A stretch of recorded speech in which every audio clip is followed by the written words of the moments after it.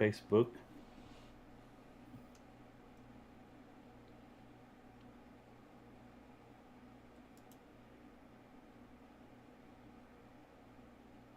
All right, we're live on Facebook. We're live on YouTube. What's up, Facebook? I think we're live on my YouTube also. Oop.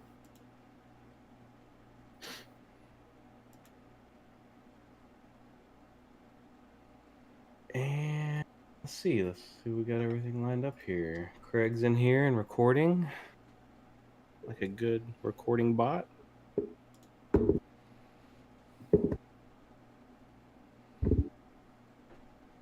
Do.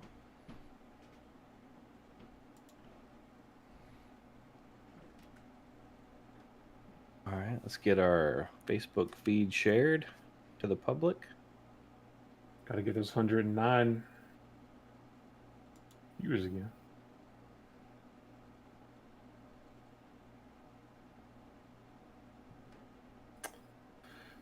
You gotta say something real quick. Hello. Hello. Welcome to the show. That's good.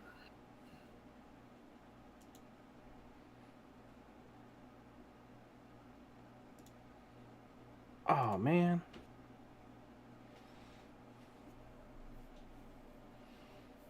Okay. Well, I shared it under my actual personal Facebook page this time instead of the. Now they're gonna know who you are. Oh, we'll just have to do this and then share it under the. Share it as the Anything New podcast.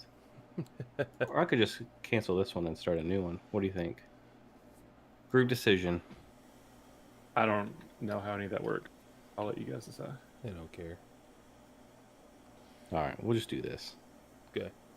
Just roll with it. I share it on my personal Facebook anyway, so it doesn't matter. Yeah.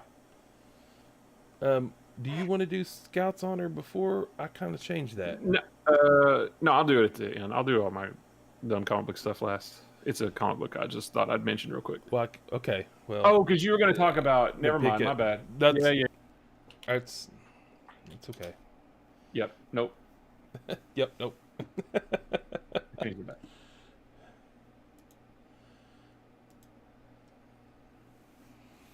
Okay, guys. Okay. Everybody ready? Everybody ready? Yep. Ready whenever you are. Okay, we're gonna do a quick pause and give it a little pause and then head on.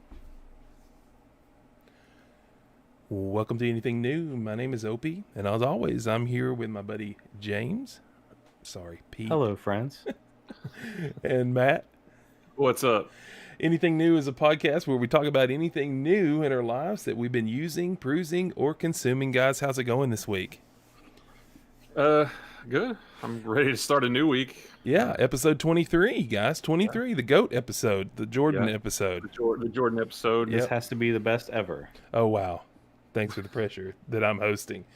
Well, last week, guys, James was the host, and he gave us, we're going to kind of start it off with the community movie or thing that we were all going to do. We were all supposed to be assigned to watch a movie.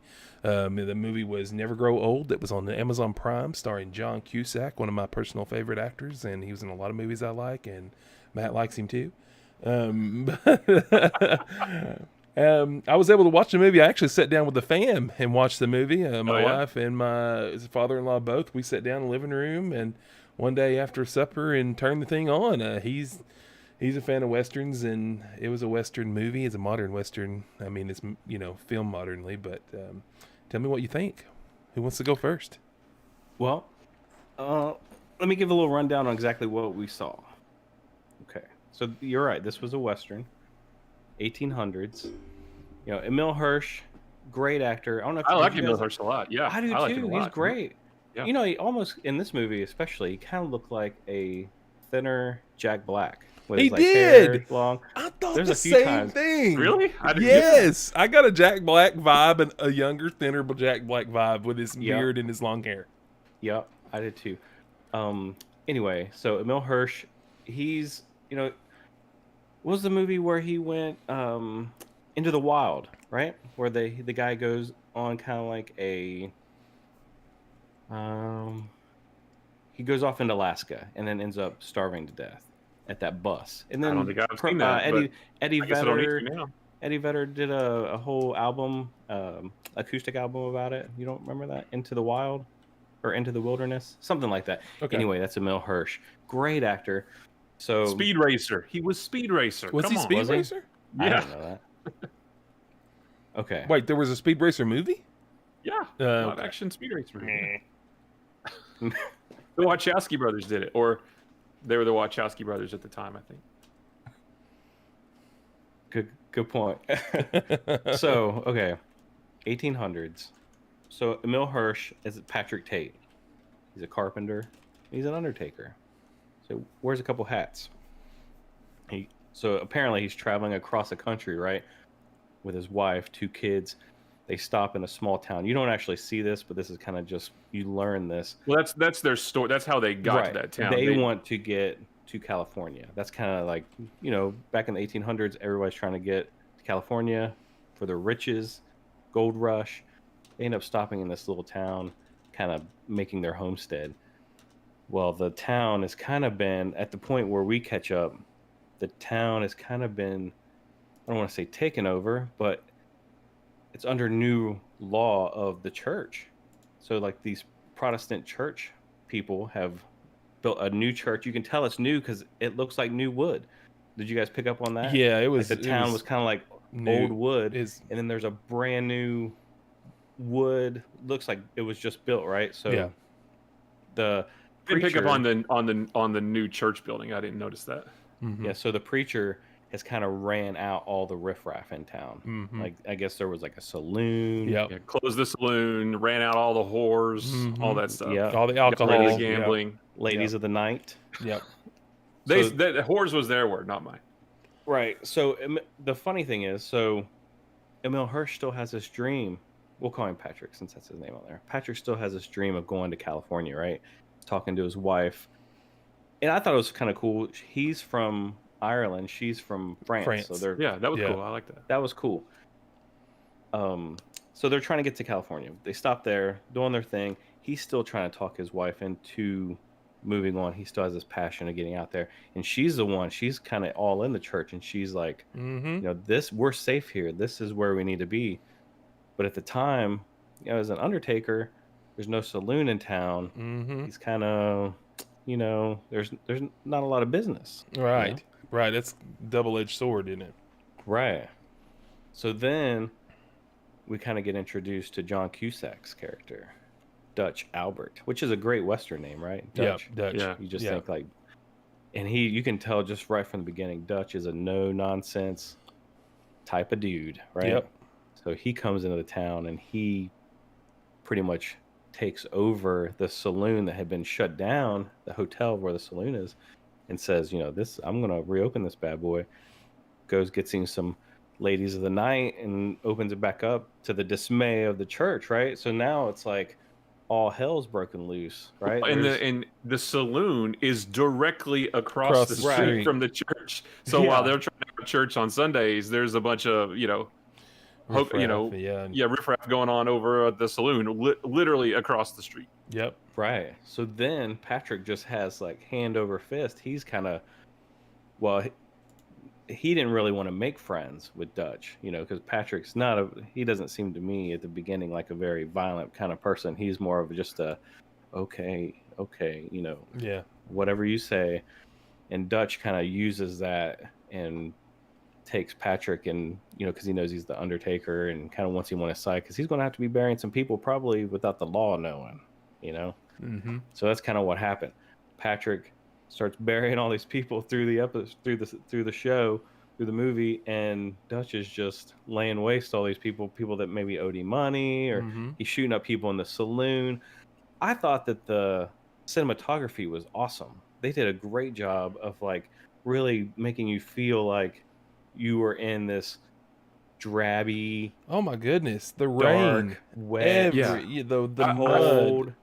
I felt cold and wet and dirty Yes. the entire time I was Yes. watching it. Not dirt, like literally like covered in mud and dirt, dirty. Like, Yes. because that's Yeah. how it looked. Did you guys notice like the really cool camera shots that they would do, like when they would go to town, they would do a camera shot from like inside the cabin looking out the door, which was looking way down the road. You know what I mean? Yeah. Yeah. Like, and just a lot of shots like that, or like out a window, or Yeah. like if when she's walking back towards at the end of the movie, she's walking back towards the house, and then she kind of steps out of the Yeah. line of the camera, then the Yep. guy's just like standing there down the Yeah. road. You know, there was Yeah. just so many like really cool little camera shots that I thought they did a really good job on, and just like things that were kind of out of the norm. Like there would be all this like kind of chaos, and then it would go to like a chicken. And Uh-huh. the chicken was it's like a real low shot, like you were on the ground with the chicken.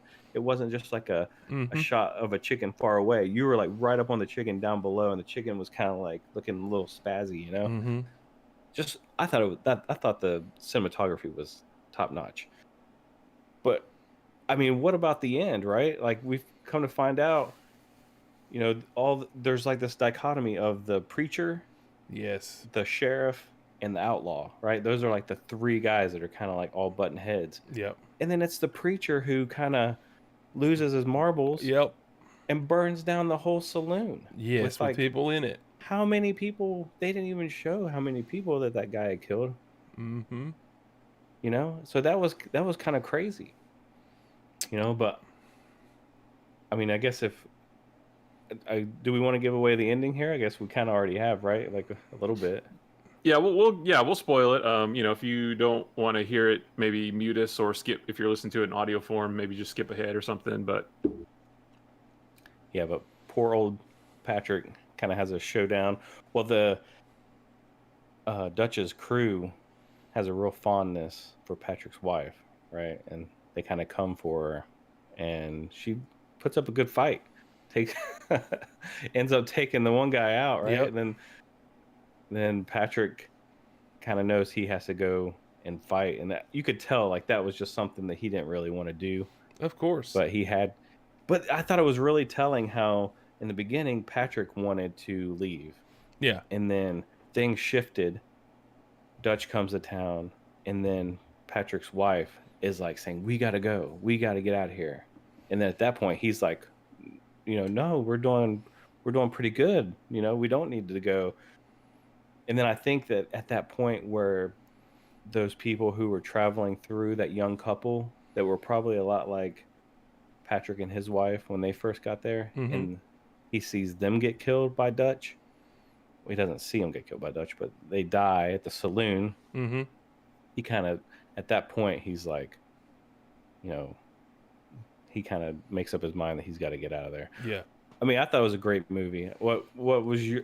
I mean, what was your opinion? But as far as like a Western, dirty, gritty Western, the killing, violence, dismay, just like I thought it was really good. Matt, what'd you think?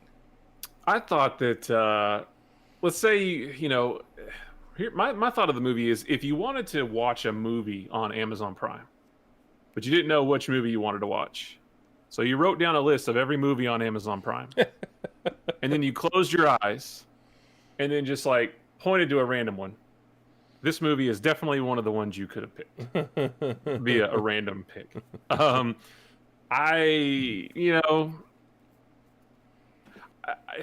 didn't love it. I like the premise. I did love the idea of the story. You know, small town.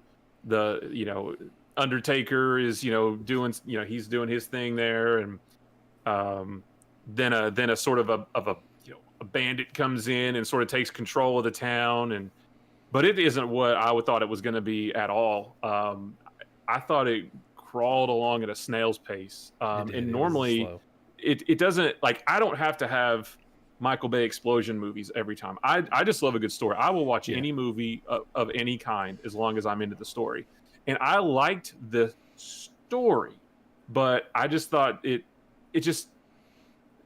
just thought it wasn't executed that well. Now, the cinematography, like you said, was great. I love the visualness of it. They really made me feel like I was back in the 1800s and stuff.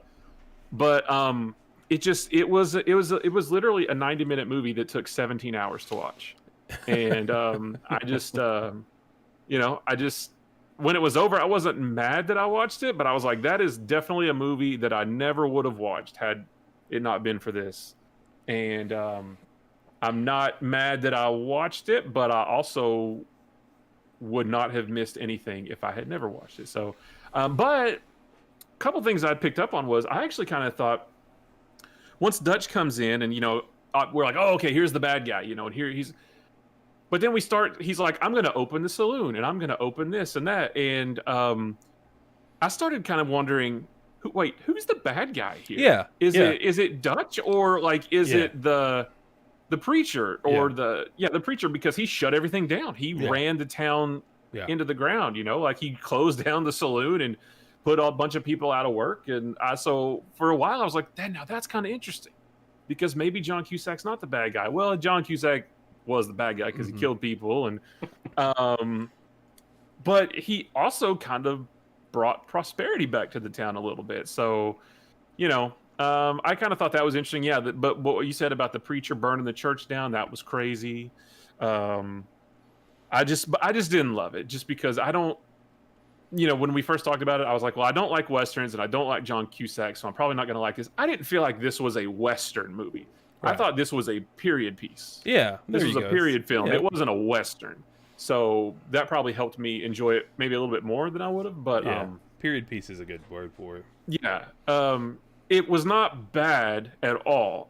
It just wasn't for me, just because the pacing was so slow. Yeah. And we didn't really learn anything about any of the characters. Like, we learned a little bit about Patrick. He's from Ireland. His wife is from France. Why did they come? Where did they meet? Why do they want to go to California? Dutch, where did he even come from? Yeah.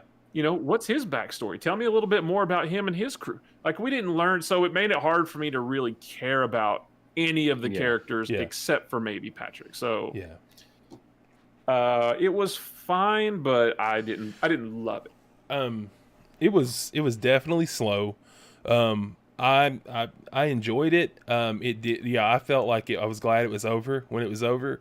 But it was one of the darker movies I'd seen in a while. I mean, they hung a little girl in the movie. So do you guys remember that part? No, we didn't really mention that. Yeah. The circumstances that I think they really homed in on how hard it was in the 1800s on the frontier, kind of when these towns pop up, and pretty much, where it says two things about towns in that era. You always know there's a saloon and there's always going to be a church.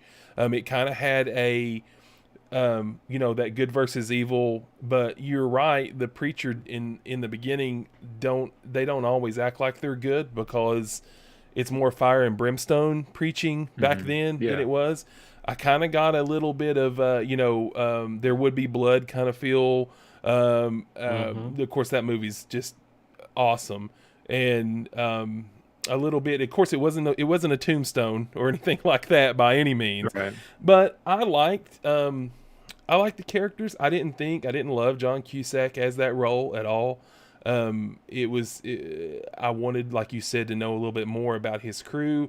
I know he ends up there because he's looking for a guy that owed him money that apparently they had ran a job with, or a robbery that went wrong, and he stole from him, which he ends up in the movie finding him and kills him in that cave that they went to. But in the beginning, you think Cusack is kind of nice. I mean, they ate supper at his house, made this off, and they were kind of obliged. But when he sticks around, I kind of, and me and my father-in-law talked about it. Cusack was kind of a mob boss kind of role. He was like, he had his lackeys, he had control of the saloon, he had people working under him. People owed him money, like he killed that kid over a card game.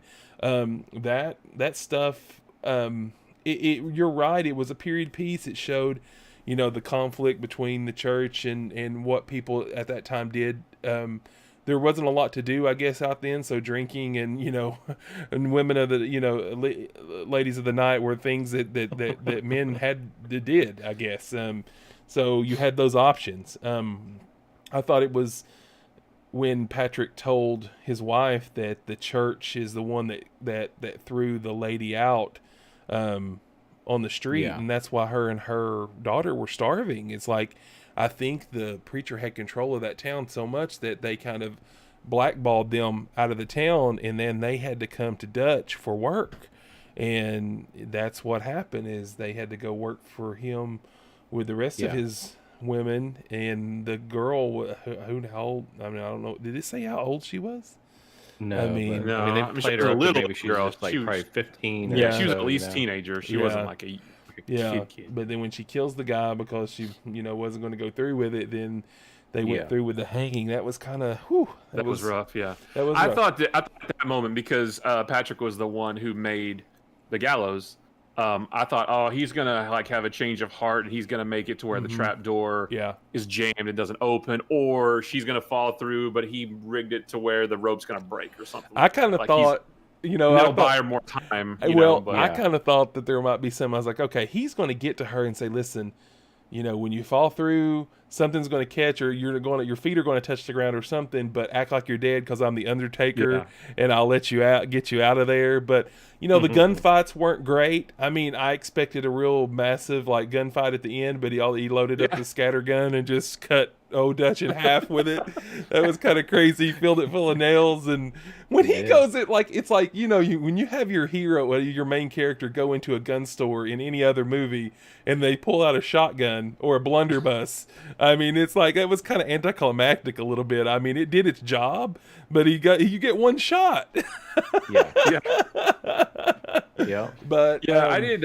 So I mean, and part of that's on me. Like I didn't think this was going to be like a Die Hard thing, but when I read the description, the first thing that came to my mind was, okay, bad guy comes to town, and a low, quiet little dude is gonna be like a standoff, and there's gonna be like gunfights all through town and stuff. And this was, I thought it was gonna be a little bit more action heavy, and the fact that it wasn't is not why I didn't love it. It wasn't that at all. I mean, once I started watching, I realized, oh, this is a different movie than what I thought. I just thought it was slow.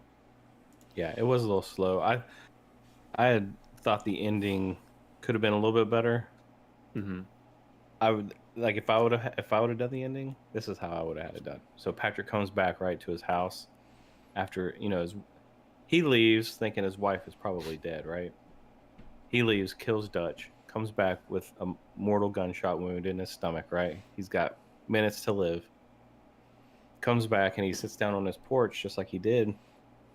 And then his son comes out, and he kind of has that little talk with his son, And I thought it would have been really cool, if the son would have been like, "Mom's okay, we're going on to California, and you're gonna be fine." And then he says something like, "Yeah, that's gonna be great." And he kind of like looks down at his wound and looks back up, and like they're not there, what I mean? Like he kind of like is kind of imagining that, or like he dies. Thinking that he saw that, but they weren't there, and she was actually dead or something. I mean, like, well, I actually kind of liked the ending because it was ambiguous. So you don't actually know if he died or not, because the movie ends on his face and his eyes are still open, but you don't know if maybe he stopped breathing or not. So I kind of liked it was left open like that.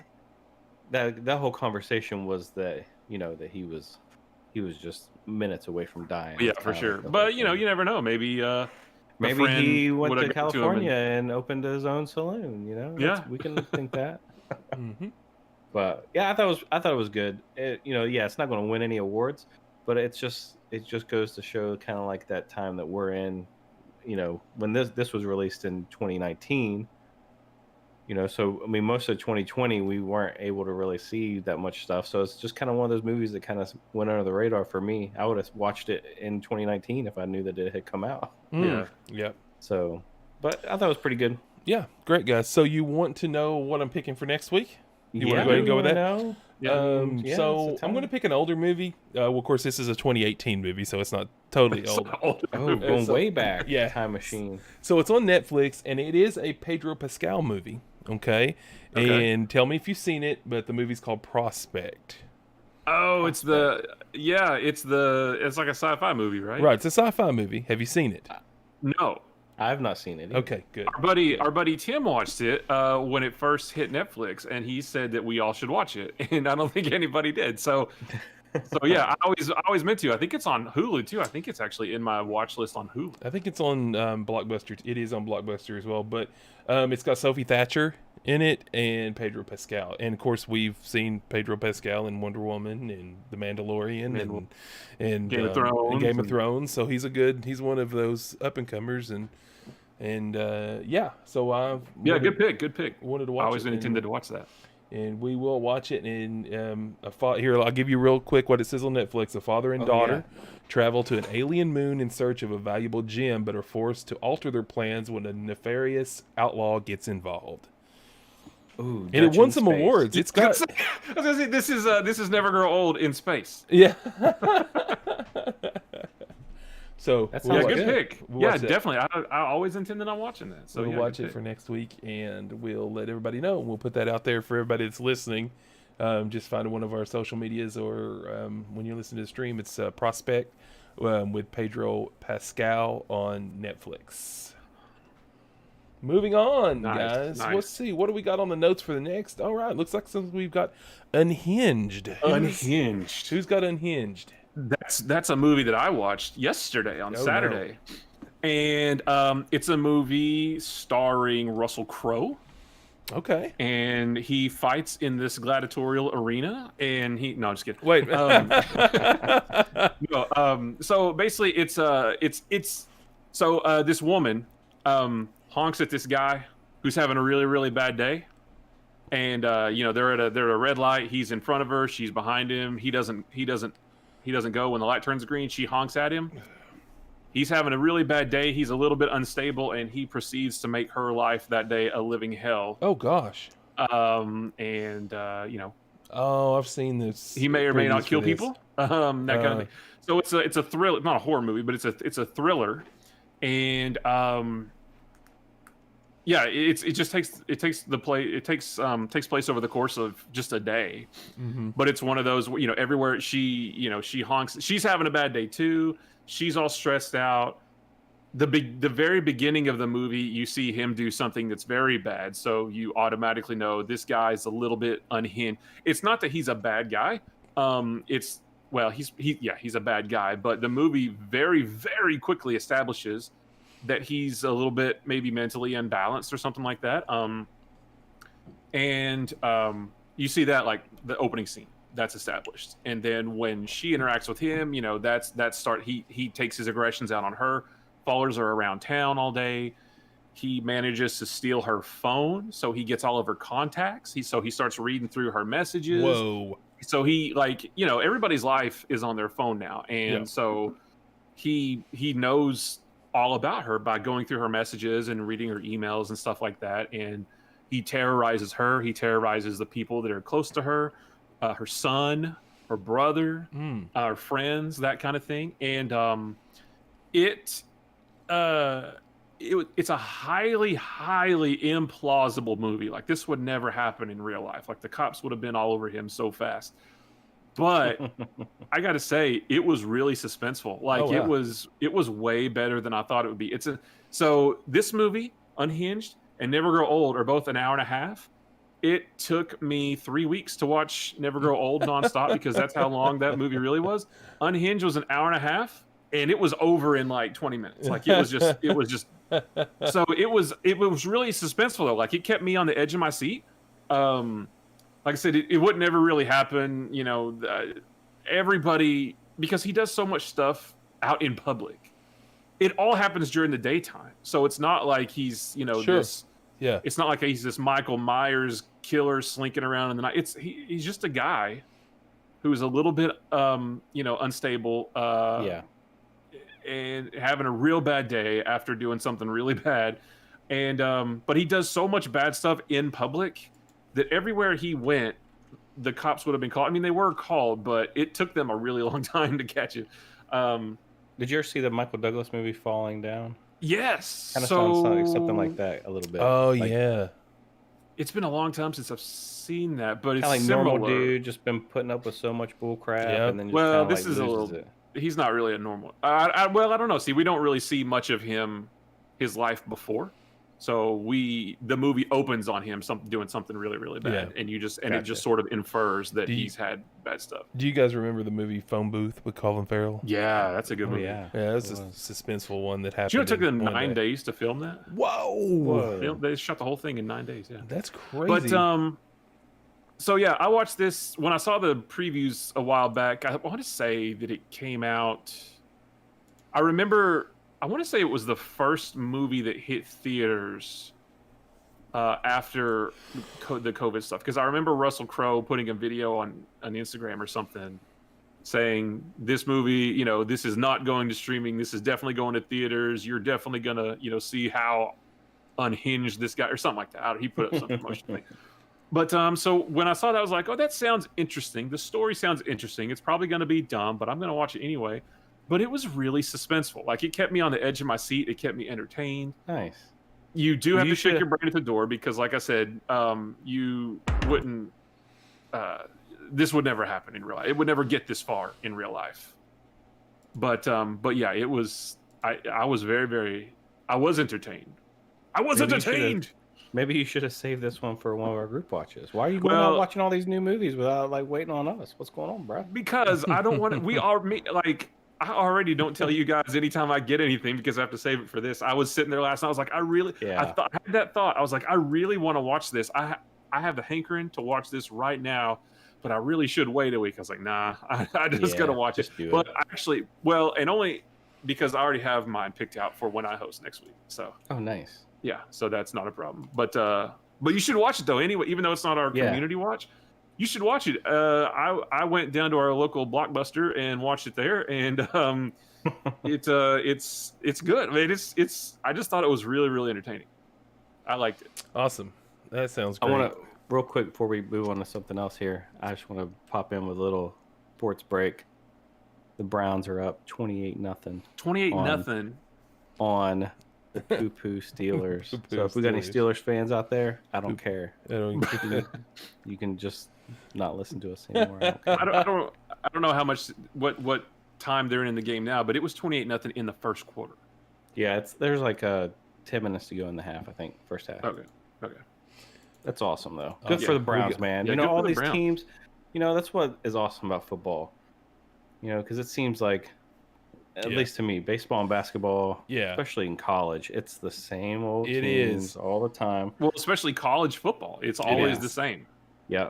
You got these NFL teams like the Bills. Like, I am so rooting for the Bills this year just because, Bills Mafia. Yeah. How can you not like the Bills fans, the NFL's definitely set up to be equal as much as possible. I mean, if you've got good management and you can get your players in there, the NFL gives you the opportunity with scheduling and with draft picks to get your team where it needs to be. So fans don't have to wait years and years and years and years and years or ever not to make it. I mean, the Bills, it's been a long time coming, but Cleveland the same way. But it would be I'd hate it for the Browns if they make it to the Super Bowl when they couldn't have no fans. The fans can't see it, but that'd be that would be bad. And the Browns don't have their coach out today, so he's COVIDed out. Yeah, he's on COVID lockdown, so it'd be really cool for them to win without their head coach. But anytime the Steelers can lose, I'm a happy camper. Yeah, go ahead. And my Saints whipped up on the Bears. So your Saints, that was my father-in-law came over. They're from Chicago. My wife was born in not raised, but born in Chicago. Oh wow. The mother-in-law, father-in-law from Chicago. They came over and had dinner with us tonight, and we watched the Bears game, and it was a little sad for them, So, but Bears had a good season. That's good for them to make the playoffs. There's a bunch of teams that made the playoffs this year that haven't historically. So yeah. Well, moving on, guys. I'm super excited. That's your sports break. Yeah. And now back to our regularly scheduled program. So, Matt, let's not take forever, but I was so super excited about watching Cobra Kai Season 3. I mean, you were. I watched this one faster than I watched the first two combined. I just could not put it down, and it just got better. Yeah. It got so good. Can I ask that you don't do any spoilers? Okay. Yeah. It's going to be, it'll be, Well, let's just go over this. I'll give you my little synopsis here. They just, and this is a little teaser spoiler, Pete. They did a real. They keep finding new material to put into this. The storyline keeps building and weaving away, and they bring back. They keep bring. There's new faces in season 3. Well, I will ask this, and you can tell me, because I know it has to happen with her being like on The Boys and stuff now. Elizabeth Shue has to come back, right? Yeah, she's back. Okay, I knew she had to. She had to. They talked about her too much. In other seasons, but just the fact that they get these, and it's done really well too, isn't it, Matt? I mean, I mean, were you overall happy with this one? And they did a great job. They're setting up. There's going to be a season 4, and they've set it up so great. Again, I can't believe it. Did you guys?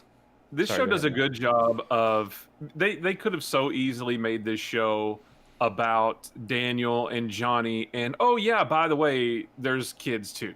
Yeah. But they do such a good job of, even though it's a sequel to Karate Kid, they do such a great job about making a large part of it about the kids that are only in this show. You know, they don't hang so much on the movies. Yeah.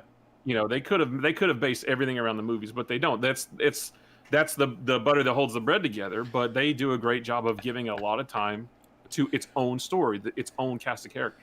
Yeah, and they even kind of bring 3 into it a little bit. I was like, 3 was so bad.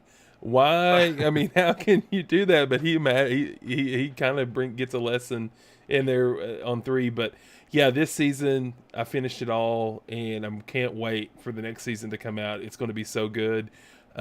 Just there's some surprises. There's some. I mean, it just all they wrote it to fit together so well, and it worked so well. I was so happy. Did you guys happen to listen to that podcast that I linked a couple weeks ago with Zabko, where he was on that Bill Simmons podcast? I linked it in our Discord. I don't think so. Bill Simmons, you know Bill Simmons, Opie? You might. He's the guy that used to be on ESPN. He's a real big NBA analyst, and he has just a top-notch, incredible podcast called Bill Simmons Podcast. It used to be called The BS Report. So he has a really good podcast, but he brings on people just from all over the entertainment world, you know. So he brought on, Johnny Zabka, Zabka, and he had talked to him and had just this awesome interview. And they were talking about how they were trying to get Cobra Kai made for years. People would just come up to him and be like, pitching him ideas, but they couldn't get the story straight. Like, everyone wanted to do just a continuation of the story. Yeah. And him and Ralph Macchio wouldn't sign off on it. Yeah. They wouldn't do it. And then he was saying that he went to lunch with these guys that were like, hey, we want to pitch you the show. And he was like, I've heard it 1,000 times. I go and they talk about this stuff, and it's just like, it's not going to work. I know it's going to flop.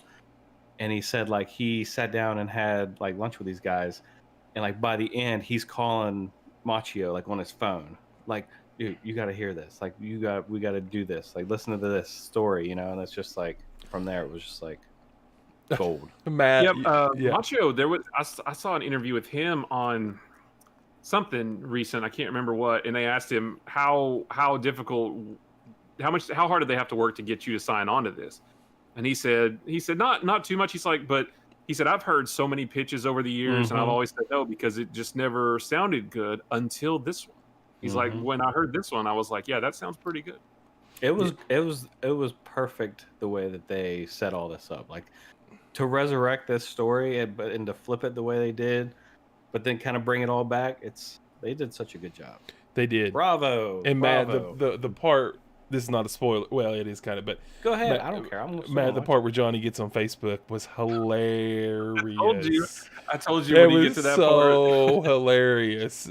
So, and I got some old photos, and he pulls out a shoebox full of photos, and it's all of those old Teen Beat like, back in the day, he was a heartthrob, and he's Oh, like, yeah. and then Miguel's like, do you have any where you have a shirt on? Because they're all like him under a waterfall, or him, posing for like Were Tiger they the actual Beat. pictures of him? Yeah, they Yeah. were back in the Oh, day, awesome. because Machio, those guys were all over in those magazines, those yeah. girls' magazines back in the day. Corey Haim yeah, and Corey, Feldman, New those Kids on the guys. Block and all that stuff, But he was, apparently that was so funny. There was That's a awesome. there was a scene where Johnny was he and Allie had been communicating a little bit on Facebook, just chatting back and forth, and she accepted his friend request, so he's able to see all her pictures. So he starts going through like all of them. And Miguel, who is the main kid, he's like, Yeah. the first thing he's like, you want to make sure you don't like all her pictures. And Johnny's like, And Miguel's like, oh no, you didn't, did you? And Johnny said, well, they all have a like button. It's what it's for. That's what it's for. Oh, that part was so good. When he's like, he's typing a message, and she said, so what's up with you? And he writes a novel about everything that's been going on. And Miguel's like, no, you don't want to do that. You seem desperate. So he erases it all, says, not much. You? And that's all he It's so funny. He's the best. Oh, his character's the best. The one man. thing that I found is a little bit strange, and it's one of the big cruxes of the show is Kreese. Yeah. This season's cool because we get a little bit of his backstory, from pre-Karate Kid days, which is pretty neat. And we see a lot of the crap that he goes through in Vietnam. And the only thing that didn't sit right with me was, okay, we get all this backstory, we see all this awful stuff he went through in Vietnam, so that it's reinforced for us that he is this like grizzled, no holds barred vet karate instructor. But for all that, he's really wrapped up in kids karate. He's really invested in children's sports. So that's the only thing, that bothers me a little bit. But now, Pete, if you watch it, you do have to check your brain at the door a little bit, because it's real silly.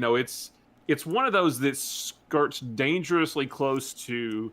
Like, it's one thing, like the Saved by the Bell reboot was completely silly, but it knew that it was silly, and it didn't take itself seriously. This show skirts dangerously close to crossing that line of taking itself too seriously when it's actually kind of silly. Yeah, it is. So I've seen the first 2 seasons. Oh, you did? Yeah. Oh, okay. Well, yeah. Well, then, never mind. It's just season 3. Yeah, it's more of that. It's more. So of that, like if you think about like the season finale of season 2. The big fight in the school.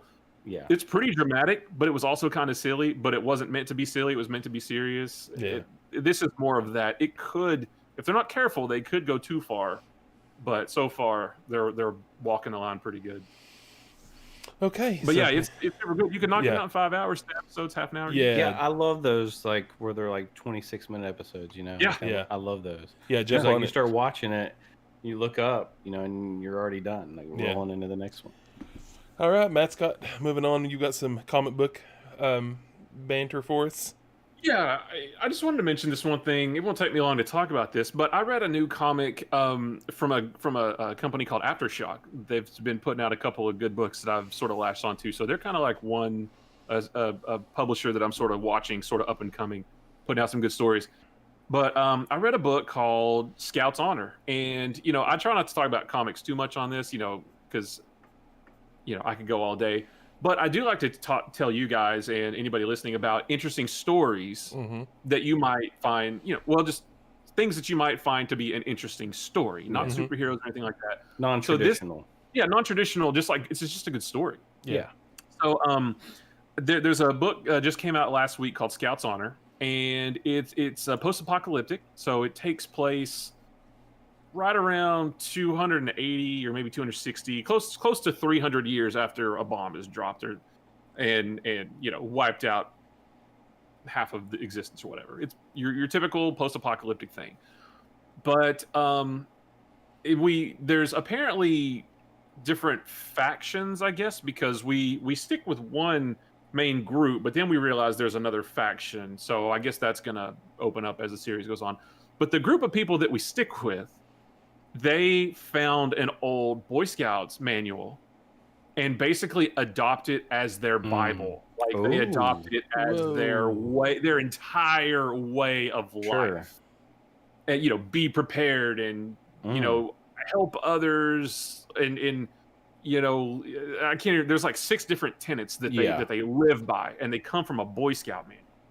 And there's a twist with one of the characters that we learn that I don't want to say because it's like a whole big when it's revealed, it's like this whole 1-page spread of this thing, which makes the story even more interesting. But not a lot happened in the first issue other than just establishing the story and the world. This one group of Boy Scouts, or they're not Boy Scouts, but they even do like the badges. So there's one of the opening scenes is a couple of the I don't want to say kids because they're not really kids. They're maybe like teenagers, young people, but they're fighting like this irradiated monster, and one kid straps a couple of grenades to an arrow and shoots it and gets it in the thing's mouth and it explodes. And they go, "Yeah, I'm going to get the explosive badge," and they have badges on their shirt and stuff. But then near the end they have to go out and try to enter another group's territory. So it's kind of Mad Max in that way, where you've got different groups of people, and I'm sure we're going to learn more. But the fact that it's all based on a Boy Scout manual, their entire way of life is based around how the Boy Scout stuff, and then one of the surprises that you learn with one of the characters, and then how that fits in with that way of life. It's just really interesting. It's called Scouts Honor. I just kind of thought, were you guys ever did Boy Scouts, Cub Scouts? No. I did Cub Scouts and then went to the Webelos when I got a little bit older. Webelos, yeah. For a couple of years. My little brother's an Eagle Scout. Oh yeah? Yeah. The one that was in Japan, Alan, he's an Eagle Scout. Nice.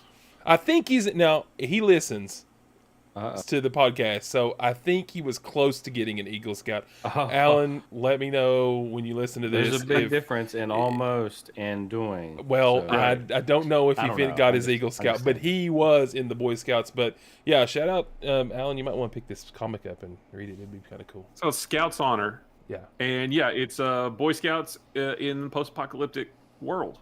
And it's really cool. Like I read it and I was like, wow, I want the next issue now. This was super great. That almost sounds a little Book of Eli-ish, a little bit, maybe. I don't know. Well, but none of the characters are blind. That's so. Awesome. So yeah, it's Scouts Honor on the old comic book. Is it kind of, how's the art in it? Is it more Walking Dead-ish? Is it okay? Is that the one you were showing pictures of people getting cut in half? Is it really violent? No, that was Something Is Killing the Children. Oh gosh, okay. So it's not too graphically violent, but no, not yet. This was just doing a little world building, but who knows? Okay. But the art was good. I liked the art. I thought it was good. Moving on, guys, I listened to a little bit of new music. I've been listening to this band I'm going to tell you guys about for the past couple of weeks, and I linked it for you guys to listen to. I was scrolling through Facebook, and I belong to a lot of different Facebook groups, but there's a couple of my favorite bands are Blink-182 and the Alkaline Trio, and the Alkaline Trio used to be on a label called Asian Man Records, and I kind of follow some of their stuff, and they posted a picture of a new band that's coming out, and they had a description. It was kind of, the Ramones meet the Alkaline Trio, meet Blondie, meet Joan Jett. It's kind of a band that I thought I would check out, so I went over to Spotify and I listened to this album, and I really, really liked it. So much that I bought, and this is going to go into my pickups. I bought the vinyl for this band. Whoa. It's called the Moore Family Band. That's the name of the band. That's the name. Okay. The name of the band is the Moore Family Band, and they're all siblings in the band. So, but they're a punk rock kind of rock and roll band, and I've listened to it all, pretty much for the past couple of weeks now. This was the first press. And they only made 300 of these, and it's on yellow vinyl. Check this out. Ooh, nice. You see that? It's on yellow vinyl. That looks good.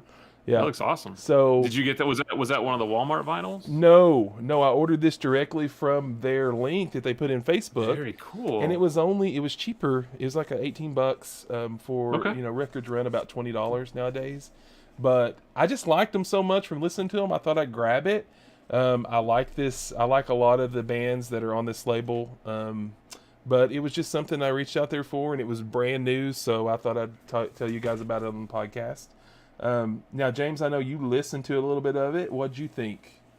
Yeah, I it? listened through. Well, first I did when you link that Spotify thing, if you're not logged into Spotify, it'll just give you a little preview of each song, like a little 15-second. But I actually like to do those just so I can kind of get a vibe for the song, like a little synopsis of it, without having to listen through, because you got 12, 16 songs and you get listened through, and no, there's not a lot of perfect albums. I mean, unless you're Pearl Jam or Nirvana. Right, exactly. But so to sit down and listen through a whole album and pick out 2 or 3 of your favorite songs, it can take some time. So I like to listen through those little Spotify things to kind of just get a feel for them. But yeah, that song "Raining Inside My Head" was the one that I kind of took away as probably my favorite. And yeah, it does. It's got like a little like just kind of new age, almost like a indie punk is kind of how I would say. Yeah, I thought they were great. They had a good sound. You could tell that they all could play their instruments. It was harmonized well. A lot of times nowadays, these people, making music, and they have people and synthesizers behind them that are doing everything for them, and they can't really do anything. So you could tell that these are actual musicians. Yeah, so I definitely appreciate that. Like the guitar, bass, and drums nowadays. Of course. I linked I've talked about MGK on here, and I linked a video to Matt where he was on Jimmy Kimmel, and he played. Yeah, he was at a piano with a drum machine with a guitar in his lap, and he would set up the rhythm on a drum machine. You can repeat the track, and he played one of his songs off his albums and sang it, and played all the instruments right there together. Yeah. So that was kind of crazy. I mean, I've seen that before, but it's kind of neat. Yeah, but it shows some of these guys, like some of these people, really have talent, and it's just kind of hard finding them in this day and time because they never really make it to mainstream radio, that much anymore.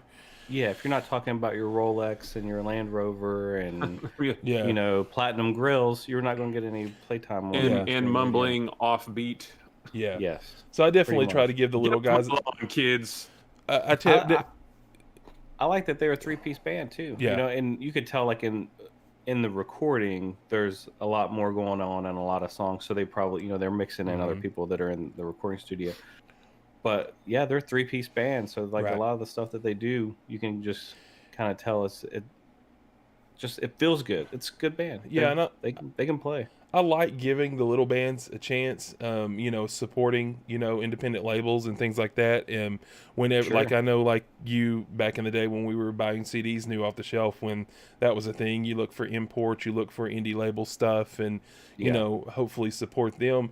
And as far as the record goes, I just got back into vinyl like you, and it's no secret that I talk about it on here from time to time. And I just, I've been doing a lot of research on like modern collectors and stuff, and guys are like, listen, don't just buy records to buy records. Listen to it first. If you like it, then buy the record. I mean, it's there's no shame in digitally listening to your stuff, and before you make a purchase, I mean, you buy what you like, and I enjoyed it, and it was like a 300 pressing. So if they cool. make it big, I'll have one of the first 300 pressing. But I just pulled the trigger on it.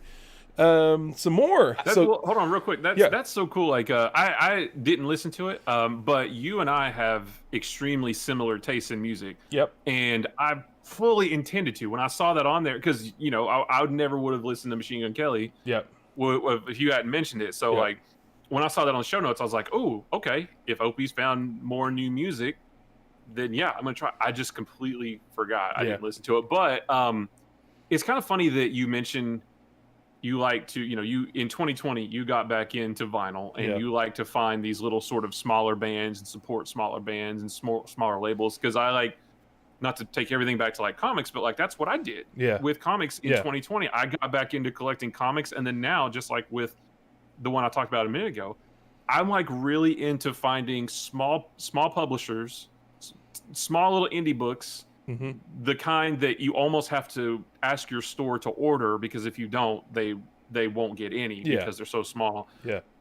Because those ones are probably nowadays, when I come home from the store, those ones are the ones that I'm most excited to read almost every week, because like, Right. oh, this story, sure, I've got a bunch of Spider-Mans and Venoms and stuff, but this story, this Scout's Honor or Something's Killing the Chill, whatever, this I'm most excited to read because it sounds so interesting, Right. and it's not getting a lot of widespread, not a lot of people are talking about it, and more people should know about this. So like, I think it's cool that you're doing that with vinyl, Yeah. because I'm doing the exact same thing with comics. I love the smaller stuff. And if I had There's a so record, much good stuff out there. if I had a record store here that had used music, I would definitely support that store as well. Yeah. Because just like you, comic books, it's really important to support your local businesses like that, because you could get anything you wanted online as well as I could. But I just feel that's important because that's what keeps your town alive. It's not, we don't have to go to Walmart for everything. There's something to say about having that conversation when you go in there. Yes. Because you know that the person on the other side of the counter has similar interests as you do. Absolutely. And you can get into those little conversations and maybe find out something. It's almost like listening to a podcast. Because you listen to I listen to a lot of podcasts, and I'll discover stuff. Yeah. And so it's like you kind of like just pick their brain, they pick your brain, you ask them what they're listening to or reading in Matt's case, and you kind of just exchange information. The good old days of interacting with people. Yeah, we talked about it a little bit last week too. Well, especially like with my anxiety and stuff. Like I'm here by myself a lot. None of my friends are here. Like, so if I'm not talking to you guys online, or if my son's not here, I'm literally just by myself. But comics has actually gotten me back out into the world, meeting new people, talking to new people. When I was there last Wednesday, the lady who owns it, she and I were talking when she was ringing me up. She's like, oh, we were talking about, she's like, are you reading Department of Truth? And I'm like, oh yeah, just, I read it. I like it, but I'm kind of confused. And she's like, yeah, I don't really know. And we talked like for 5 minutes about just this one thing and, our ideas about what it was. And just interactions like that are fantastic. Yeah. Like, Have you asked her about Tatooine?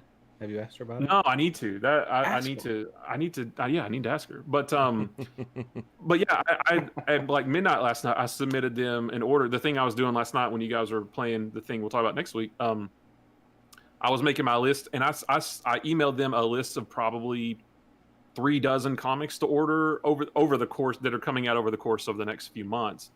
And I could have easily bought all those digitally. I could have ordered them from Amazon or wherever. But I just emailed them a list, and they replied back, said, thanks, we'll put this order in. So now, and so I'm supporting that local business, and it feels good, because, you're helping people that are local. You're not helping companies like Amazon who already have $1 gazillion and treat their employees awful. So doing that kind of stuff feels good.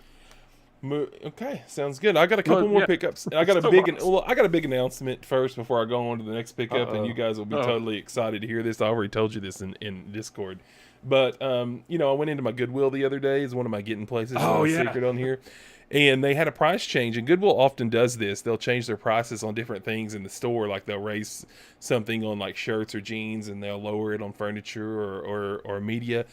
But I got so lucky, like in my Goodwill that I go to frequently often, they lowered all their media. We're talking all media, books, CDs, software, games, tapes, VHS, vinyl, it doesn't matter, 99 cents across the board. So I was so happy nothing ever good happens like that to me. And now when I go in, I can buy twice the amount of uselessness. You have 2 kids that you love more than well, anything, that's right. But, Well, I mean, how in the thrifting world. But yeah, so now I'll go in there and spend double amount for useless items that I found. And I came away with some stuff this week.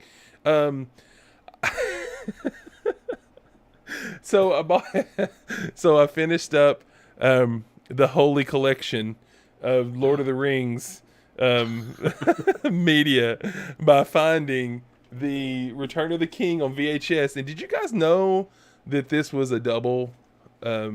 It was the movie is so long. Too long. Yeah, I had forgotten about that. Yeah, there was a few back in the day. There was a double set. Double VHS, and I couldn't believe it because I didn't actually think they made it. I didn't know if they made a VHS of Return of the King because it was so recent, but I finally got it. So I have The Lord of the Rings on VHS, all 3 movies. I have it on DVD, all 3 movies. I have it on DVD Special Edition, all 3 movies, and I have it on Blu-ray, all 3 movies. So you know how that goes. Now, You are a nerd. I found I got a video game haul, Pete. Oh, nice. Video game haul. Going through it real quick. PlayStation. And these were $1. These were $1. Each, yeah. PlayStation 2. Oh man. Ford Racing 2. Okay. I have that. 007. Ooh. I think I have that one. I have that one. Cabela's Big Game Hunter, which those are everywhere. Yep. This one's ATV for, I think that may be a double. I don't know. Off-road, an ATV Okay. off-road. Not for resale. Not That for one's resale. not for resale. Hold up. Story time. Uh-oh. ATV Off-Road Fury. Is that, what number is that one? 4. Okay, so that one's new. So ATV Off-Road Fury 2 is the game, one of the games that like we used to bring TVs to our friend's house to play, right? I'm talking 36-inch CRT that probably weighed 300 pounds. Big boys. Put it into like my buddy's Jeep Cherokee and then drive it over to our friend's house, and then we'd have like multiple TVs set up on, well, we played it on the Xbox, original Xbox. Mm-hmm. And that game, ATV Off-Road Fury 2, we put so many hours into that. We had like a pizza that we would order, like a very specific pizza that I had like banana peppers and all this stuff. But it was just, you know, like there's like moments in your life when you really associate to a video game. So for probably like 3 months, one summer, like we played that game like Friday until Sunday, like each week. ATV Off-Road Fury 2. Great game. Sorry, go ahead. No problem. This is one I honestly have never seen before, but it's like Space Race Looney Tunes. Look at this. Oh, nice. I've never seen that. I've never seen that Is that before. like a foil cover? It's a like foil holographic? holographic Ooh, nice. cover. What kind of game is it? I've never even looked these up. It's like a kart racer almost? Yeah, it's a kart racer almost. Okay. With Looney Tunes characters. And you know the Looney Tunes stuff is hot from the 90s, the vintage kids or whatever, like all the Space Jam stuff. But I'd never seen this before. I didn't even look it up at all. Space Race. Let me look it up for you while you're going through PlayStation 2 Space Race. I haven't scanned these in. Oh, here's a definite double. I picked up Spider-Man. Word. Oh, that's the first one, though. The first one. Here's a History Channel. I love how the History Channel has PlayStation games. Battle for the Pacific. I've got a couple of those History Channel games. You love the History Channel. Yes, I do. Always a favorite. Lego Star Wars, the original trilogy. That's the OG.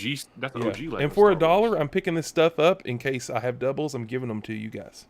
Okay. And here's another Cabela's Outdoor Adventure. And Major League Baseball Slugfest 03. And Major League 06 The Show. And Call of Duty Finest Hour. So I got a little haul of games there, guys. That's my pickups. Do you look at games like, you know how when you go look at those comics for me that are $1 and I'm like, yeah, for $1, why not? I'm not sure. Is that what you do with your games? Like, yeah, it's $1. I usually would check the app if I've got it. Not anymore, but now that we're doing kind of fun boxes and picking stuff up for other people, I think, you know, one of you guys might want to collect it, and for $1, I'll grab it. Yeah, for $1, it's hard to pass up anything. Yeah, for $1. I'll buy that for $1. I'll buy that for $1. What was the name of the Looney Tunes one? Looney Tunes Racer? No, it wasn't Looney Tunes at all. It's just called Space Race. Space Race. Okay. No Looney Tunes at all. Space How Race. How weird is it that a Looney Tunes kart racing game isn't called Looney Tunes? Yeah. That's weird. I mean, I could scan it real quick with my app. Complete inbox, $10. Whoa! I knew it was a rare one. I've never seen it before. I've never heard of it. I've never heard of it, never seen it before. That's definitely tracks, one. That's definitely a great buy for $1. Yeah, Looney Tunes kart racer. That's awesome. Yep. So there's even Looney Tunes gags in it, like you can throw down portable holes. Oh, nice. In the cartoons. That's awesome. And retractable boxing gloves, like the big boxing glove comes out on the. Mm-hmm. That's cool. All right, Pete. Good find. Well, mine's not really. It's kind of hard for me to describe, so it's not something I can show. But I'm just going to tell you what I got this week. It was I had a little bit of an adventure with an auction site that my wife kind of set me up with. Oh She yeah. she had found some chairs on an auction site that one of our friends had talked about. This is like just a low class eBay, we'll call it that, because they have a website and it's local here in Ohio. They have like I think 3 stores, like one in Dayton, Columbus, Cincinnati, something like that. There might be a few more. But it's basically this guy had set up a company where he buys pallets of return stuff. So if it's like a pallet, there'll be like a pallet of stuff from Home Depot, a pallet of stuff from Wayfair, like the home goods place, all kinds of different stuff. Set up a website with an auction thing. You register, you bid, you win it. You have to go to the warehouse. It's completely self-serve. Like you get a location in a warehouse. Like she won these chairs, and all you get is like a QR code that you have to show them when you get there because you've already paid for it. QR code and a location in the rack, right, or on the floor. So you go yellow 729, blah blah blah. You find it. Oh, there it is. It's this box. It's got the same QR code. Put it on a thing. You go. You check out. They just scan your QR code. You show them your ID, then you're gone. So it's pretty easy, but just hard to find the stuff. So she had been doing that. So I started kind of browsing around on the site, thinking, what all kind of stuff's on this thing? Well, like the first day I'm looking around on, I find this monitor that was kind of a computer display. It was kind of mislabeled, like because I don't know, you guys are the same way probably. Like the best stuff that you find is stuff that when people sell it, they don't really know what they have. Mm-hmm. Like if you just say a computer monitor, well, there's a wide range of computer monitors, like the specs, so what you're actually getting, right? So this was just, it was listed as like a computer monitor, 38-inch computer monitor, which is a big computer monitor. Yes. So I kind of clicked on it and it said incomplete was the only description that it gave. And it showed a picture of it in the box. So I'm thinking, okay, well, it's probably missing like the stand or some of the cables, something like that, which is no big deal. I could mount it on the wall or do something. Anyway, I start bidding on this thing and it's got like a few hours to go. And I just get in like this bidding war with this guy because I typed in the model number and it was like this $2,000 monitor, like Oh my 1,800 gosh. bucks actually, because it's got all the specs. It's like IPS display, G-Sync, 38-inch curved, 3480 by 1600 Jeez. resolution, 175 hertz, HDR. I mean, it's loaded, right? And it's like a 2020 model. So I looked it up and I see all this and I'm like, holy smokes, this thing is just an amazing monitor. Mm-hmm. The opening bid was like 65 bucks. By the time I started bidding on it, it was like 200, which is, still a lot for a monitor. It kind of went up. I got in a bidding war with a guy and I'm like, oh my gosh, I don't want to lose this monitor. So I ended up winning it. Okay. And I went and picked it up and I'm like freaking out because I'm like, man, I ended up paying more than 200. I don't really want to say how much I paid for it, but it was still a really, really, really good deal. It was less than 1,800. Yeah. Yeah. Less than 600. Yeah. Less than 5. It's okay. You don't have to tell me. So anyway, so I end up going to go get this monitor, right? And I'm like scared to death because I've been in this warehouse. It's stuff is just laying around. It's very unorganized. I get in there, I go to where the location is, and it's not there. And I'm like, oh no. Like somebody's probably just like walked by and like threw this on with their snow shovels and their carpentry tools and walked out of here. So I see like a girl walking by and I'm like, excuse me, ma'am. Like I'm supposed to be picking up this monitor. It says this is the location. And she looks at it and she's like, oh, that'll be up front in the cage. I'm like, oh, okay. So she's like, come on, I'll show you where it's at. I'm like, all right. So walking up through there, I'm like, do you guys put it in the cage like to protect it from, people like customers stealing it?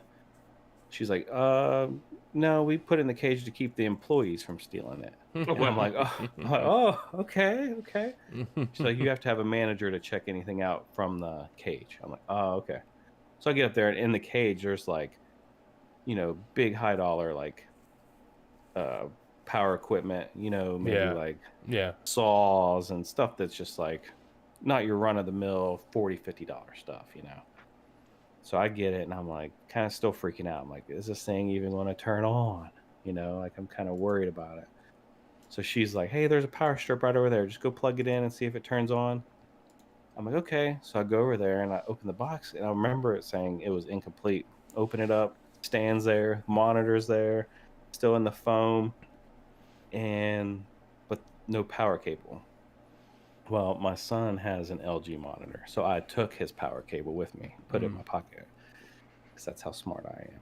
Because I knew it might have the same power cable, because I just bought that other LG monitor back last year, So I was like, well, maybe it'll have the same power cord. Sure enough, it did. Plug that bad boy in, it fires right up. All the RGBs go off on the back. Bloop, bloop, bloop, bloop. Like everybody's kind of like looking over at me. I'm like, oh, geez.